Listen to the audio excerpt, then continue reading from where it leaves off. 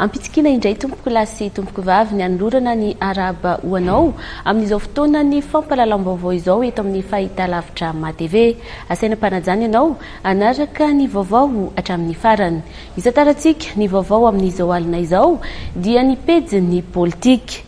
Eo amin'izay vaovaon'ny politika izay dia nanambara tamin'ny fomba ofisialy amin'ny fametraha-pialany sy ho filohan'ny nasionaly ny antoko ny hery vaovao ho an'i Madagasikara na ny HVM intsony irivo rakotovao androany tetsy amin'ny hôtel Carlton no nanambarana izany tamin'ny mpanao gazety. Fanambarana izay nentina nanamafisana fa vonina hiatrika ny fifidianana ny antoko HVM.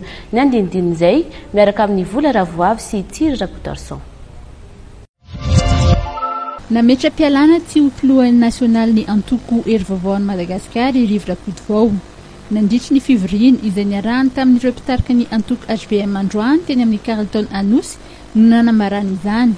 Fanapahan-kevitra izay nambarany irivo rakotovao fa takin'ny vanim-potoana satria ny antoko HVM dia manohana ny filoham-pirenena amperinasy ho kandida amin'ny fifidianana amin'ny 7 Novambra. Raha ny voalazan'ny lalam-panorenana tsy maintsy mametra-pialana 80 andro mialohan'ny fifidianana ny tenany ary ny filohan'ny antenimieran-doholona Rivo Rakotovao no mandimy toerana azy. Miala tsy ho président national intsony satria zay takin'ny vaninandro ankehitriny. Ary zany dia hoentina hampiherezana antsika. Lucide tsara mihitsy isika.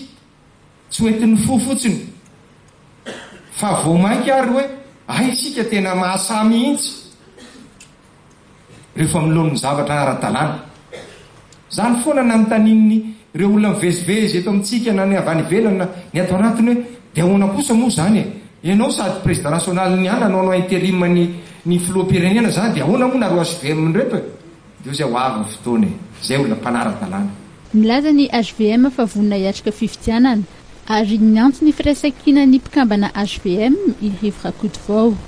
Tsy maintsy mijoro ao anatin'ny famarinana sy ny tsy fitongolanana ny piasa. Tena marina zany fa nisony eto amin'ny fireneny zany. Ny fitongolanana ane ka ataoko hoe zavatra tsy tsara tsy marina. Ny birao mpanosona ny HVM no mandray ny fitantanana ny antoko HVM taoriny ny fametra-pialan'ny Rivo Rakotovao.